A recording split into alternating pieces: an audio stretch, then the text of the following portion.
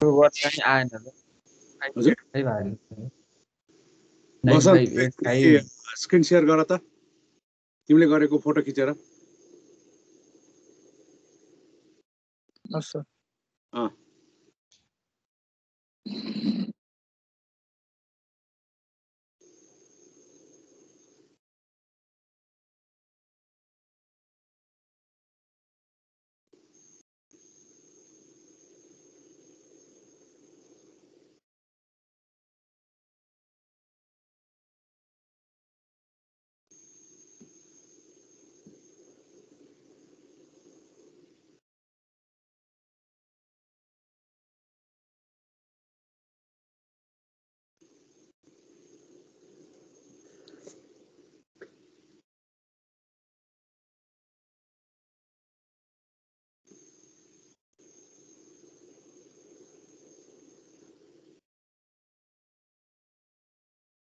खै आयो कि त भाइ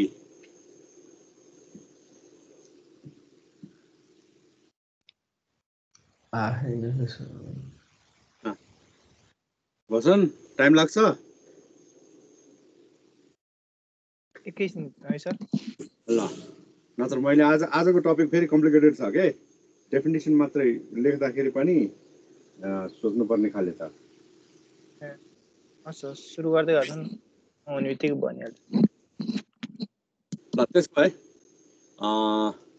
म आजको टपिक गर्छु उसले पठाइदिन्छ त्यो गीत है तिमीलाई हस् ल म स्क्रिन सेयर गरेँ है त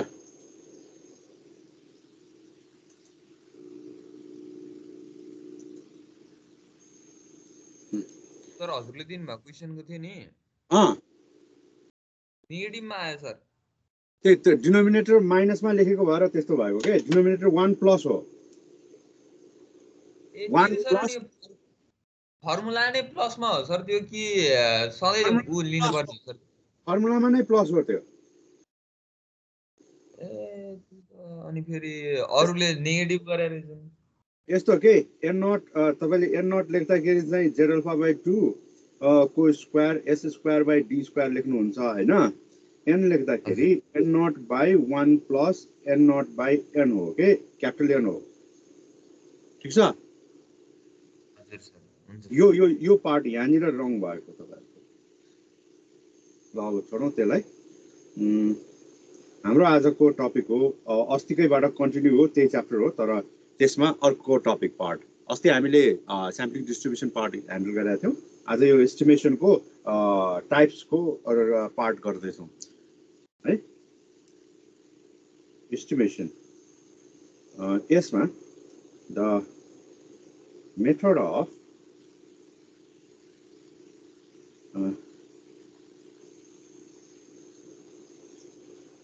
calculating value of population parameter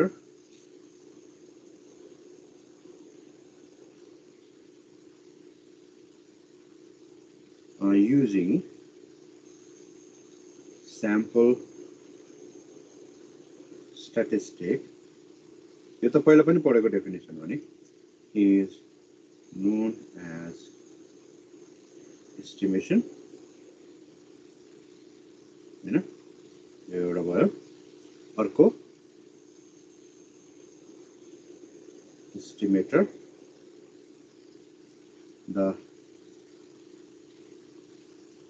the sample statistic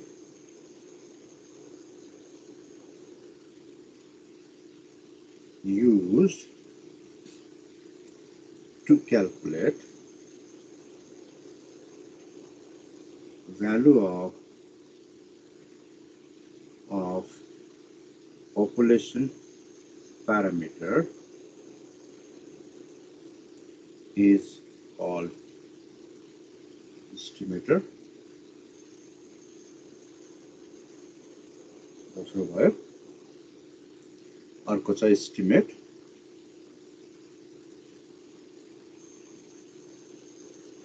the value of population parameter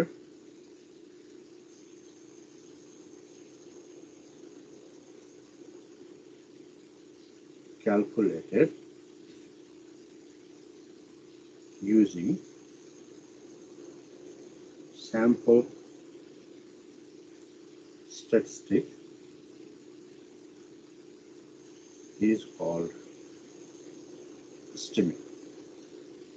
यहाँ तीनवटा उस्तै वर्डहरु हैन पहिलो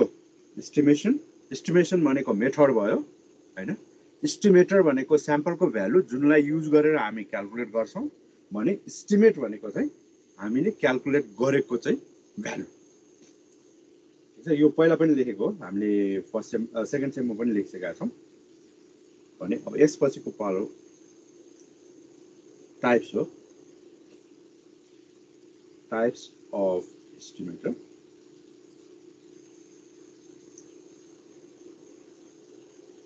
अथवा types of estimation भनेर लेखेको हुन्छ मैले कन्टिन्यू गरे हुन्छ माथिको भ्याएको हो नभए म यो पठाइदिन्छु तपाईहरुले त्यसबाट मिलाउनु होला नि हुन्छ जहाँ छुट्या छ त्यहाँ तर भ्याइन्छ मैले लेखेकोमा तपाईहरुले लेख्नुहुन्छ there are two types of estimation. एक नम्बरमा point estimation र नम्बर 2 मा interval estimation. अब यो दुवैको हामीले डेफिनेसन र एक्जाम्पल लेख्नु पर्छ र point estimation को चाहिँ प्रपर्टी पनि पढ्न पर्छ र point estimation को प्रपर्टी चाहिँ म नेक्स्ट क्लासमा पढाउँछु तपाईहरुलाई पहिला दुवैको डेफिनेसन र एक्जाम्पल लेख्छु आज सायद त्यति मात्रै हुन्छ point estimation the method of estimating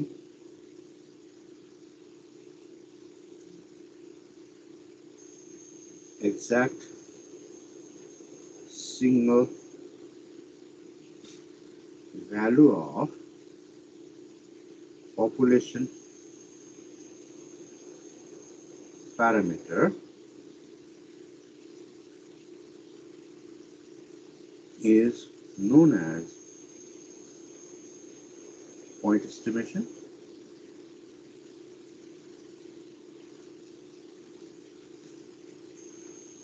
अब यो भनेको के त एउटा मात्रै भ्यालु निकाल्ने यसमा हामीले कुनै किसिमको अरु गर्दैनौ अब पपुलेसन मिन कति हुन्छ त भन्यो भने यसबाट गर्ने फर एक्जाम्पल हामी के गर्नु पर्यो त पपुलेसन मिन भन्यो भने स्याम्पल मिनको रूपमा हामी निकाल्छौं त्यसैगरी पपुलेसन भ्यारियन्स भन्यो भने यसलाई हामीले स्याम्पल भ्यारियन्सको रूपमा निकाल्छौं हो त्यसैगरी अर्को चीज हामीले गर्ने बेलामा पपुलेसनको प्रोपोर्सनको रूपमा चाहियो भने स्याम्पल प्रोपोर्सनको मिनको रूपमा गर्छौं त्यसैगरी अब पपुलेसनको कोरिलेसन चाहियो भने स्याम्पल कोरिलेसनको मिनकै रूपमा गर्छौं अर्को छ यसमा यो भनेको रेग्रेसन कोएफिसिएन्ट हो बी भनेको रेग्रेसन कोएफिसिएन्टको मिनको रूपमा हामीले चाहिँ पपुलेसन रेग्रेसन कोएफिसिएन्टलाई प्रेजेन्ट गर्छौं यो हामीलाई अहिले चाहिने यति नै मात्रै हो किनभने हामीले यसको बेसिसमा हाइपोथेसिस टेस्टिङ पनि गर्नुपर्छ तपाईहरुलाई कपरी सरले सुरु गर्नु भएको च्याप्टरमा त्यहाँ चाहिँ हामीले यो पढ्न पर्ने हुन्छ र यो कोरिलेसन र रेग्रेसन चाहिँ कोरिलेसन रेग्रेसन च्याप्टरमा पढ्न पर्छ त्यहाँ हाइपोथेसिस टेस्टिङ भित्र आउँदैन त्यो अलग आउँछ ठीक छ यो चाहिँ हामीले अब यहाँ हिसाब गर्ने बेलामा चाहिँ मिनहरुको मिनको रूपमा मात्र निकाल्ने हुन्छ तर त्यति गाह्रो हुँदैन यो चाहिँ यसको हिसाबहरु र एउटा कुरा के याद राख्नुपर्छ भने तपाईहरुले यो च्याप्टरमा पढेका चीजहरु चाहिँ कोरिलेसन हाम्रो हाइपोथेसिस टेस्टिङ च्याप्टरको पुछर क्वेशनको रूपमा पनि आउँछ हैन र फुल क्वेशनकै रूपमा पनि आउँछ र यसमा थ्योरी पनि सोध्छ यो च्याप्टर र यो पोइन्ट एस्टिमेसनको प्रपर्टिजहरुको फुल 5 मार्क्सको क्वेशन सोध्ने गर्छ र त्यो चाहिँ यो यदि आज भ्यायो भने आजै गर्छु पहिला यो डेफिनेसन लेख्न सिक्यौ दुटै अब अहिले interval estimation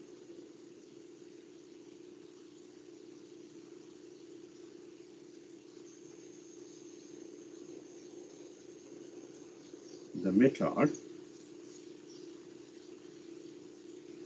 of estimating value of population parameter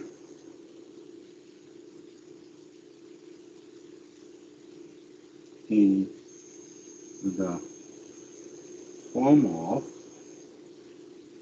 interval C1 is less than theta is less than C2, that is bracket with us C1 comma C2 is called interval estimation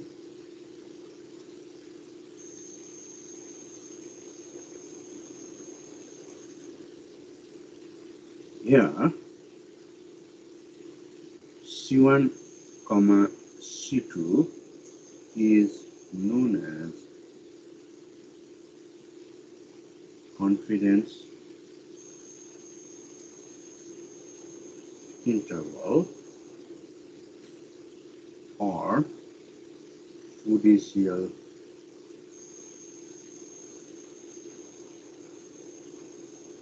interval,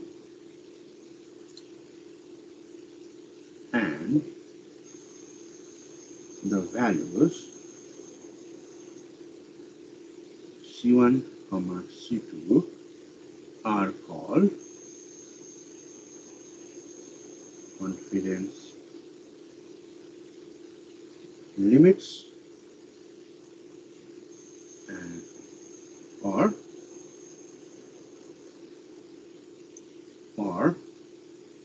judicial limits. मतलब यो हामीले interval estimation गर्ने बेलामा तपाईहरुलाई कहिले पनि interval estimate निकाल भनेर भन्दैन। के भन्छ त भन्दाखेरि 95% कन्फिडेन्स इन्टरभल निकाल, 99% कन्फिडेन्स इन्टरभल निकाल या 90% कन्फिडेन्स इन्टरभल निकाल, त्यसरी भनेर भनेको हुन्छ। र त्यसको लागि हामीले कुन चाहिँ डिस्ट्रिब्युसन फलो गर्छ त्यो चाहिँ हेर्न पर्ने हुन्छ। यसमा पहिला सुरुमा फर्मुला डिराइभ कसरी हुन्छ एउटा म गरेर देखाउँछु, तर त्यो फर्मुला डिराइभ गरेको चाहिँ तपाईहरुले कन्सेप्टको लागि मात्रै हो हैन। कसरी आउँछ, कुन चाहिँको लागि कसरी फर्मुला निकाल्ने भन्ने कुरो चाहिँ पहिला सुरुमा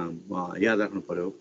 र नेक्स्ट अनि त्यसपछि त्यो डिस्ट्रिब्युसन अनुसार हुने भएकोले गर्दाखेरि हामीले इन जनरल अहिलेको लागि चाहिँ तपाईहरुलाई z र t को केस चाहिँ चाहिन्छ। र नेक्स्ट पार्ट भेरिएन्स को गर्नु पर्यो भने चाहिँ हामीले अब chi स्क्वायर को र f को गर्नुपर्ने हुन्छ। ठीक छ, मेरो स्क्रिन देखिरहेछ है तपाईहरुले? देखिरहेछ सर। यो टिप्न भ्याउँछ कि टिप्न भ्याइन्न मैले लेख्दाखेरि?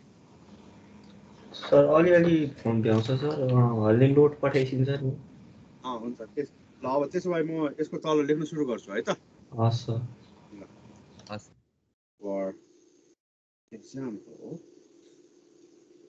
For example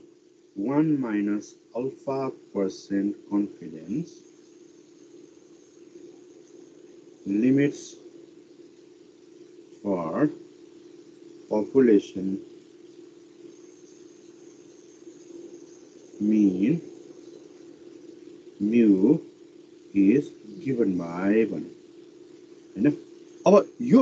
मैले एक्जाम्पल को रूपमा के को लेख्न लाएँ त भन्दाखेरि मीन को लेख्न लाएँ। के को मीन? पपुलेसन मीन। पपुलेसन मीन भन्ने बित्तिकै हामीले निकाल्ने केबाट त? स्याम्पल मीनबाट। स्याम्पल मीन को डिस्ट्रिब्युसन के हुन्छ? अस्ति भर्खर लेखेको अनुसार नर्मल डिस्ट्रिब्युसन हुन्छ।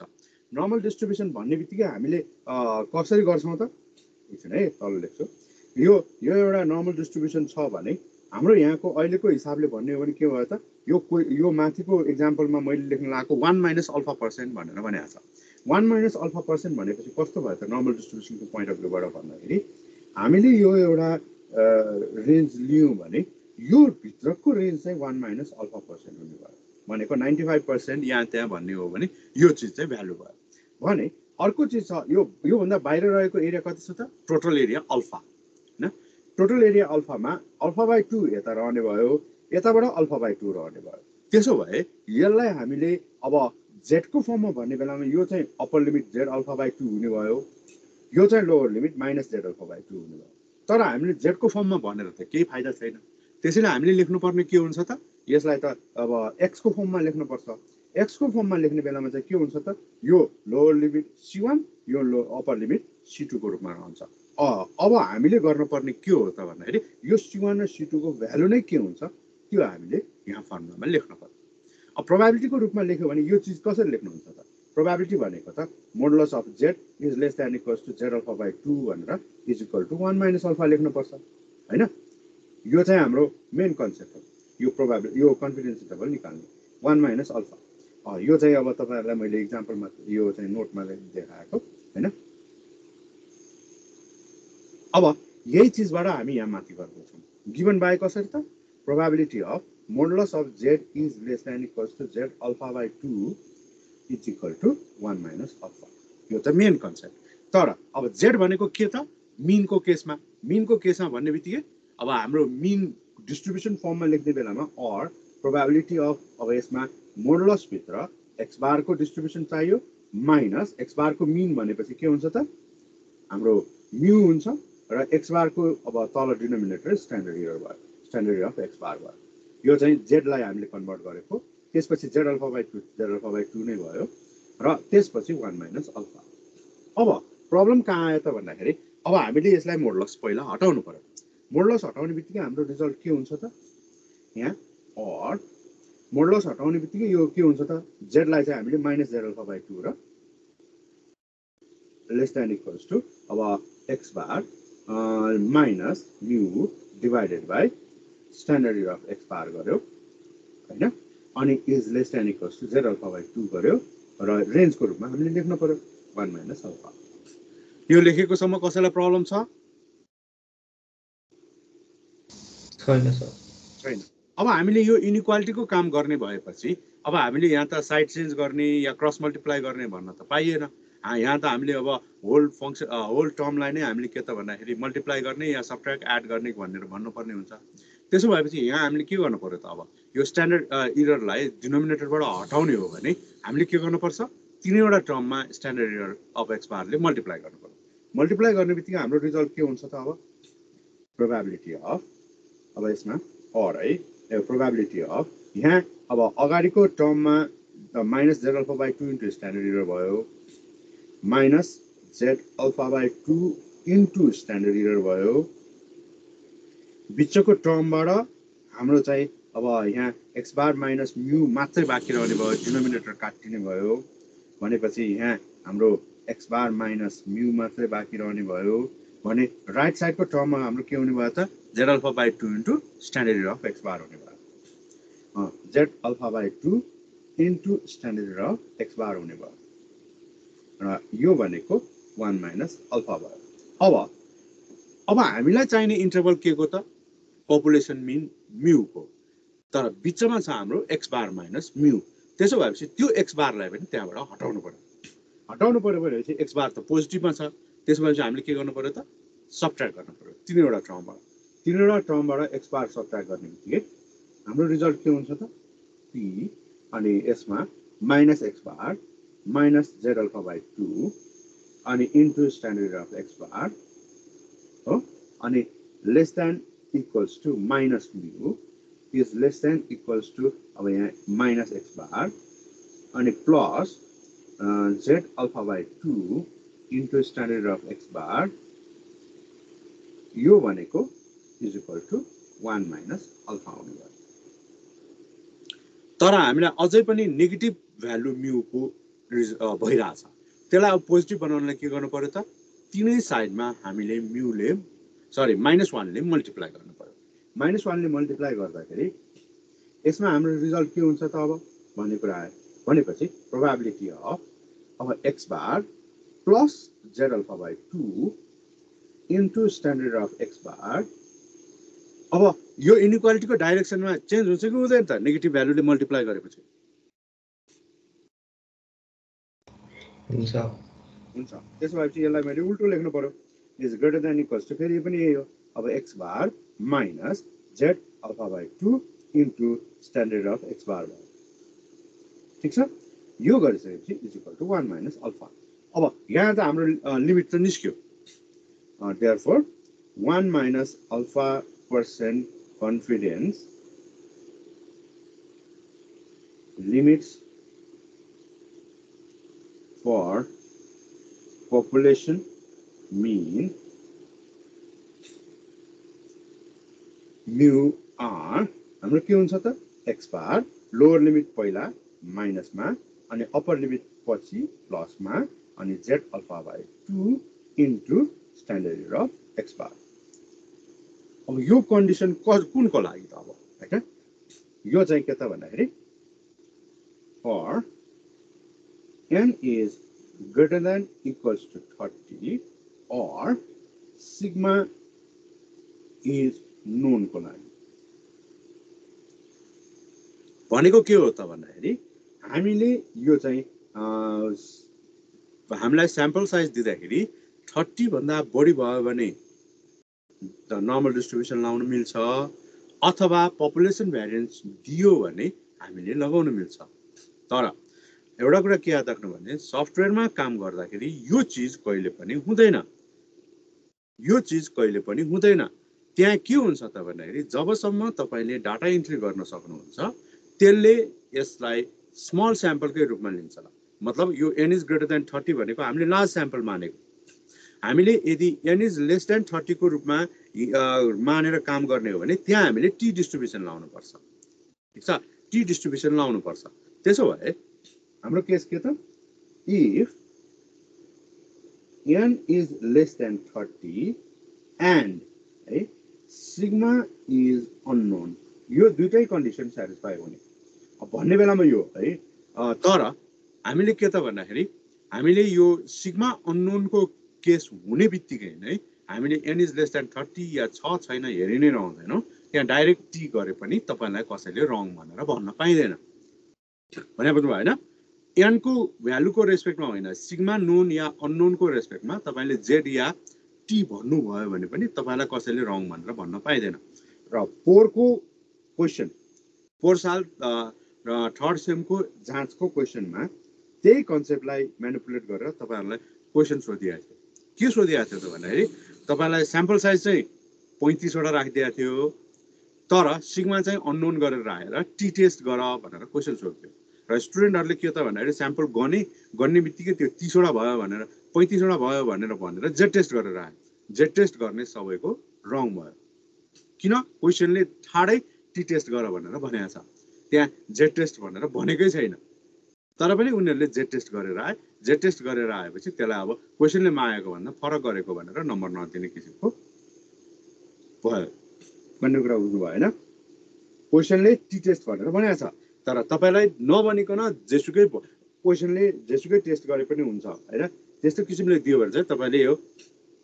ग्रेटर देन 30 और सिग्मा अननोन मा जेड को या अनि n is less then 30 and sigma unknown को केसमा चाहिँ टी टेस्ट गर्ने कुरा आउँछ है। टी एकछिन है, स्टुडेन्ट्स यो मान्छेको नाम हो त्यसैले क्यापिटल एस लेखेको। Student T distribution is used भनेर भन्नु पर्छ। अब यसमा फर्मुला कसरी लेख्ने त त्यसो भए भन्दाखेरि देन अब inter limits are x bar minus र plus t alpha by 2 comma n minus 1 र into standard error of x bar. अब यहाँ माथि लेखेको र तल लेखेकोमा फरक के छ त? माथि z अल्फा बाई 2 लेखेको छ, तल t alpha by 2 n minus 1 लेखेको छ। अब यहाँ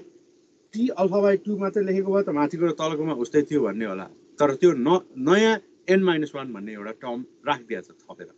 त्यसलाई हामी डिग्रीज अफ फ्रिडम भनेर भन्छौँ है। के त here n minus 1 is degrees of freedom। त्यसो भए डिग्रीज अफ फ्रिडम भन्ने बित्तिकै अब यो के हो त भन्दाखेरि हामीले सपोज एउटा बेन्चमा 3 जना मान्छे बस्न मिल्ने गरी ठाउँ दियौं भने 3 जना आएर बस्न आए भने हैन, 3 जना आएर बस्न आए भने पहिलो मान्छेको लागि त्यो बेन्चमा 3 वटा मध्ये जहाँ बसे पनि हुन्छ, उसको आफ्नो चोइस हो। भनेपछि त्यो मान्छे के भयो त फुल्ली इन्डिपेन्डेन्ट आफैले डिसाइड गरेर बस्न पाए हो कि हैन त्यसै गरी सेकेन्ड मान्छे आउने बेलामा फर्स्ट मान्छेले लिएको बाहेक बाँकी दुई मध्ये एउटामा उसले चोइस गरेर बस्ने इन्डिपेन्डेन्सी रह्यो भनेको उसको लागि पनि केही चोइस चाहिँ बाँकी रह्यो तर जब थर्ड मान्छे आउँछ उसको लागि त जम्मा एउटै मात्रै ठाउँ छ उसले त केही पनि डिसाइड गर्न पाएन जे छ त्यसैमा उसले बस्नुपर्ने हुन्छ भनेपछि ऊ त फुल्ली डिपेन्डेन्ट केस भयो त्यसैले त्यो डिपेन्डेन्सी केसलाई चाहिँ हामी के त भन्दाखेरि कन्सिडर नगर्ने गरी त्यहाँ चाहिँ के त भन्दाखेरि डिसाइड जसले आफैले इन्डिपेन्डेन्टली गर्न पाउँछ त्यति मात्रैको काउन्ट भयो भने त्यसलाई डिग्रिज अफ फ्रिडम भनेर भन्ने हो भनेको इन जनरल स्याम्पलिङ गर्दाखेरि हामीले स्याम्पलले पपुलेसनलाई रिप्रेजेन्ट गर्छ भन्ने एजुम्सन गर्ने भएकोले स्याम्पलले पपुलेसनलाई रिप्रेजेन्ट गर्छ भन्ने एजुम गर्ने भएकोले त्यहाँ 1 डिग्रिज अफ फ्रिडम लस हुन्छ हैन त्यो त्यसैले यो n-1 गरिने हो हैन यदि हामीले यसमा पपुलेसनको केस कन्सिडर गरेको छ भने डिग्रिज अफ फ्रिडम चाहिँ n नै हुन्छ यति चाहिँ याद राख्नु अब त्यसो भएपछि again for SRSWOR standard error of x bar is equal to root over capital N minus small n by capital N small n into s square हुन्छ र if capital N is less than equals to 30 root over capital N minus small n by capital N minus 1 into s square by small n हुन्छ ठीक छ र यो second part चाहिँ use नगरे पनि खास फरक पर्दैन डाइरेक्ट अगाडिकै फर्मुला युज गरे हुन्छ एन्ड फर SRSWR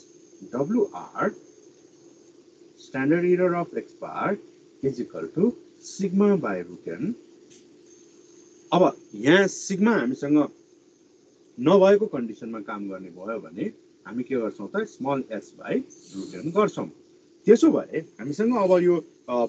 पपुलेसन मिनको यो माथिदेखिको कुरा गर्दाखेरि यहाँ माथि यो देयरफोर देखि कुरा गर्ने हो भने यो देयरफोर देखि कुरा गर्ने हो भने त्यहाँदेखि यहाँसम्ममा कतिवटा फर्मुला भयो चारवटा कन्फिडेन्स इन्टरभलको फर्मुला भयो एउटा z को कन्डिसनमा स्ट्यान्डर्ड एरर दुईटा भयो त्यसैले गर्दाखेरि दुई किसिमको भयो त्यसैगरी अब हाम्रो के त भन्दाखेरि t को कन्डिसनमा दुईटा स्ट्यान्डर्ड एरर भयो त्यसैले दुई किसिमको भयो त्यसैले 2 + 2 चारवटा हाम्रो चाहिँ कन्फिडेन्स इन्टरभलको फर्मुला भयो यो पपुलेसन मिनको लागि मात्र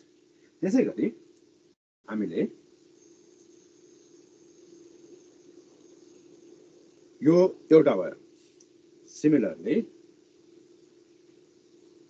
अब सिद्धि अब यो चाहिँ हामी एक्जाम्पल मात्र थप्दै छौं दुई तीनवटा 1 minus alpha% confidence अब हामी derive गर्दैनौं confidence limits for difference यसलाई 2 sample mean पनि भन्छ है difference of mean अथवा 2 sample mean यसलाई लेख्ने बेलामा mu1 is given by x1 bar minus x2 bar minus plus अब यहाँ पनि त्यही केस हो z alpha by 2 into standard error of x1 bar minus x2 bar for n1 comma n2 greater than 30 or sigma 1 sigma 2 known भने अर्को x bar x1 bar minus x2 bar minus plus t alpha by 2 मैले अहिलेसम्म t table भनेको के देखाएको छैन है तपाईलाई यो एक्जाम्पल मात्र दिएको अहिले म एक्जाम्पल टेबल पनि देखाउँछु standard error of x1 bar minus x2 bar यसमा चाहिँ के हुन्छ त for n1 n2 less than 30 and sigma 1 sigma 2 unknown भनेपछि यहाँ हाम्रो केसमा स्ट्यान्डर्ड एरर को फर्मुला के त where standard error of x1 bar minus x2 bar भनेको root over sigma 1 square by n1 plus sigma 2 square by n2 यसलाई हामीले के त सिग्मा लाई केले रिप्लेस गर्नुपर्छ s1 square by n1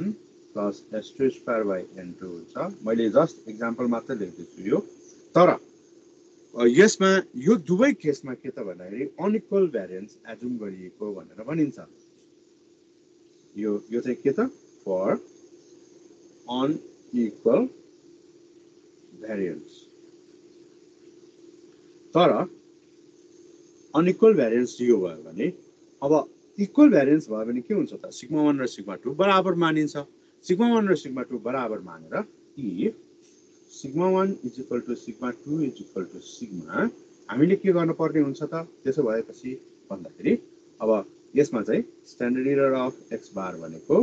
x1 bar minus x2 बार भनेको त्यतिबेला यहाँ चाहिँ हामी सिग्मा बाहिर निकाल्छौं र 1/n1 plus 1/n2 गरिन्छ हो तर यो त भयो के त यो इक्वल भेरिएन्स केसमा भयो तर अब फेरि अर्को एउटा छ इफ पुल्ड भनेर भनिन्छ पुल्ड भनेको के combine pulled variance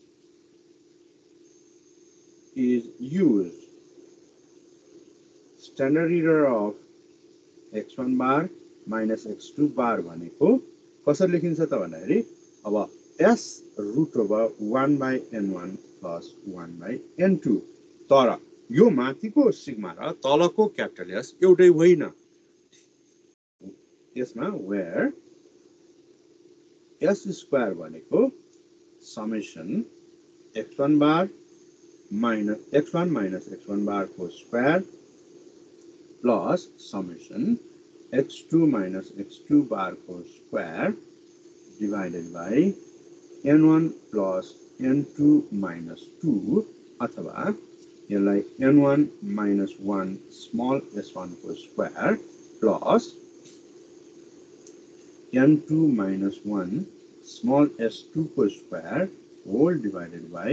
n1 plus n2 minus 2 को रूपमा लेख्न पर्यो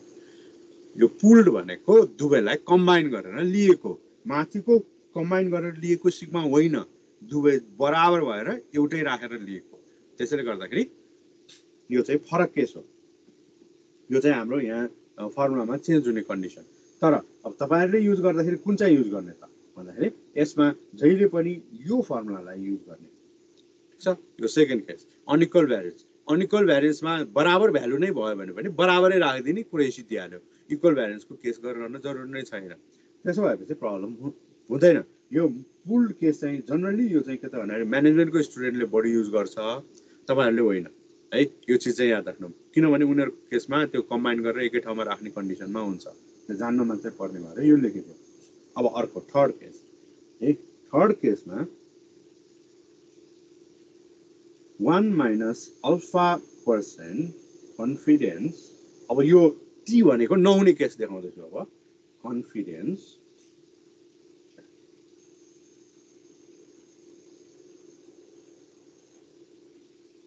limits for population proportion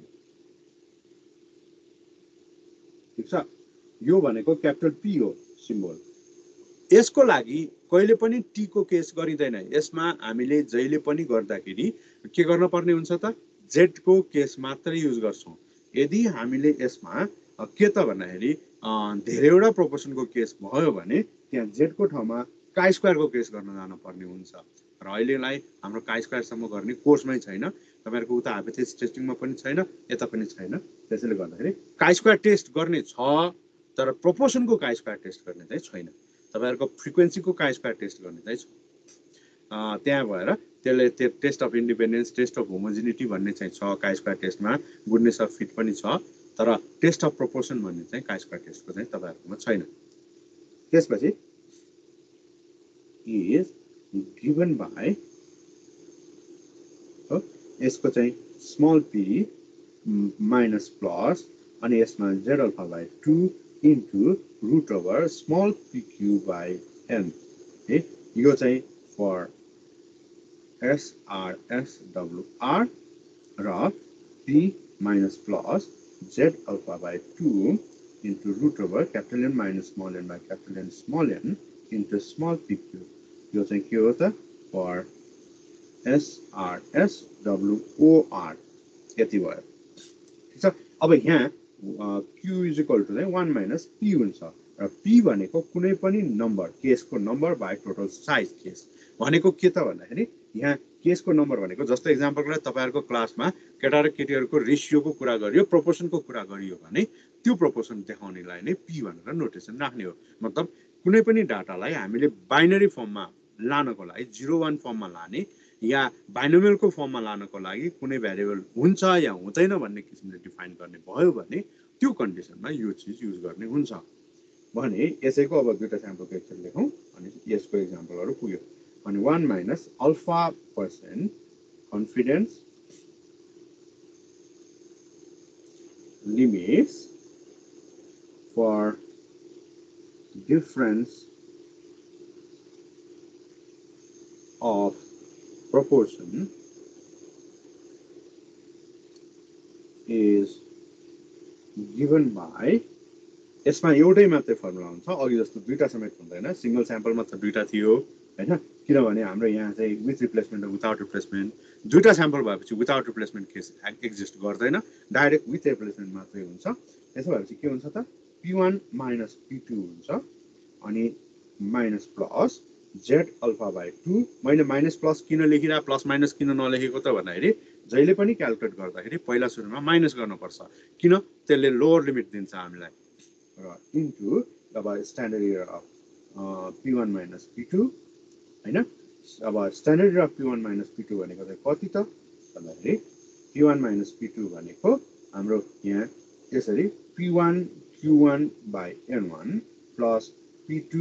q2 by n2। अब यहाँ पनि पुलिङ चाहिँ गरिन्छ। पुलिङ भनेको यसमा पनि हामी यहाँ चाहिँ के त capital pq into 1 by n1 plus 1 by n2 त गरिन्छ, तर यो पनि तपाईहरुले कमले मात्रै गरे पुग्छ। के त भन्नाले अब यसमा p is equal to यो चाहिँ मिन अफ प्रोपोर्सन को रूपमा लिन्छ र n1 plus n2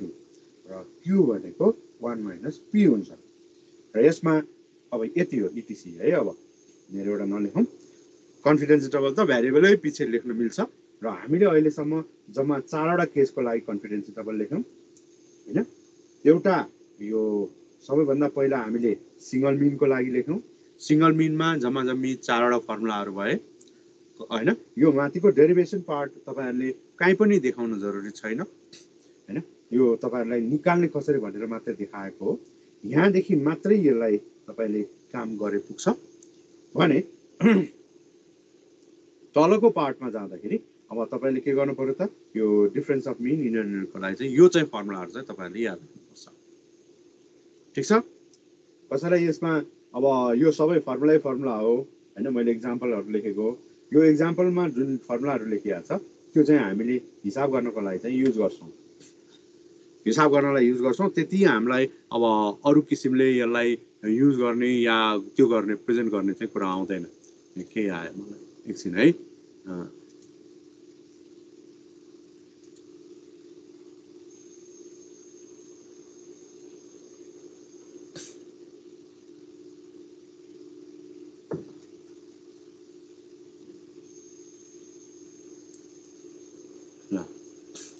अब मैले आज तपाईहरुलाई 2-3 वटा 4 वटा डेफिनेसनहरु मात्र पढाएको हो खास हैन, केही अरु चीज होइन र त्यसमा डेफिनेसन वाइज फर्मुला कुन हुन्छ भनेर एक्जाम्पल मात्र दिएको है। अब आज भ्याइदैन हामीले अब चाहिँ के त भन्दाखेरि कन्फिडेन्स इन्टरभल पोइन्ट एस्टिमेसनको चाहिँ हामीले के त भन्दाखेरि प्रपर्टिज चाहिँ पढ्न पर्छ र प्रपर्टिज भनेर यो जुन हामीले यहाँ माथि फर्मुलाहरु लेखेका छौं यो हैन, यो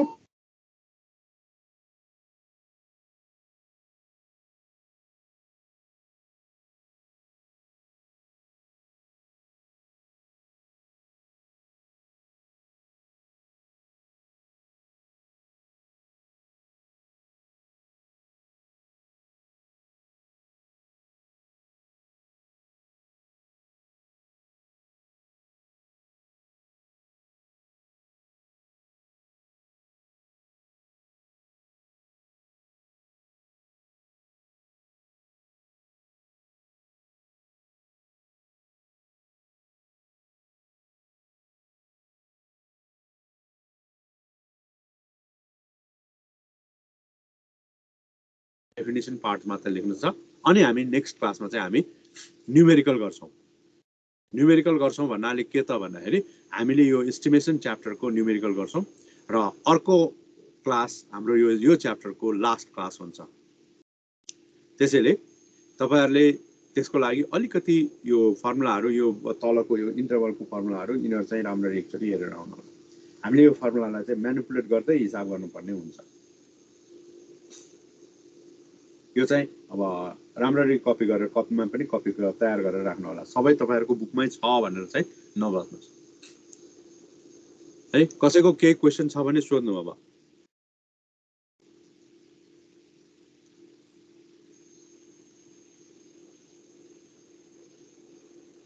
नसोध्ने पुग्यो आजलाई मैले के भने हुन थाले क्या हो हेलो हो भने हो भन न तिमीले बोले त बुझ्दै छोड्यो हो भनेर छैन सर त्यस्तो भएको ल अब यसमा मैले यो किन त्यसरी कुरा गरेको भन्दाखेरि खास त अब क्लास आजलाई सिद्धियो गर्न लागेको हैन मैले तपाईहरुलाई पढाउन लागेको टपिक त्यो टपिकमा चाहिँ हैन एकछिन है अब त्यो नेक्स्ट क्लासमा चाहिँ हामी यो फर्मुलाहरु गर्दाखेरि एक्सरसाइजको लागि गर्दाखेरि एकछिन है मैले एक्सरसाइजको पार्ट अर्कोमा यो बुकमा एकचोटी हेर्दै छु यहाँ धेरैवटा न्युमेरिकल छैन जम्मा 17 वटा क्वेशनहरु छ 17 वटा क्वेशनमा हामीले न्युमेरिकल भनेको 5 नम्बर देखि भनेपछि 4 वटा 13 वटा क्वेशन छ 13 वटा क्वेशनमा मैले 3-4 किसिमको गर्दिए भने तपाईहरुलाई सजिलो हुन्छ है राम्रो ध्यान दिएर अलिकति यो फर्मुला हेरेर आउनुस् आजलाई यति मात्रै गर्छु म ओके बाइ बाइ भनौं हुन्छ sir bye bye sir thank you sir thank you sir attendance download गर्नु पर्छ अहिले चित्तो जान हतार नगर्नु छैन सर ल म रेकर्डिङ बन्द गर्दै छु अब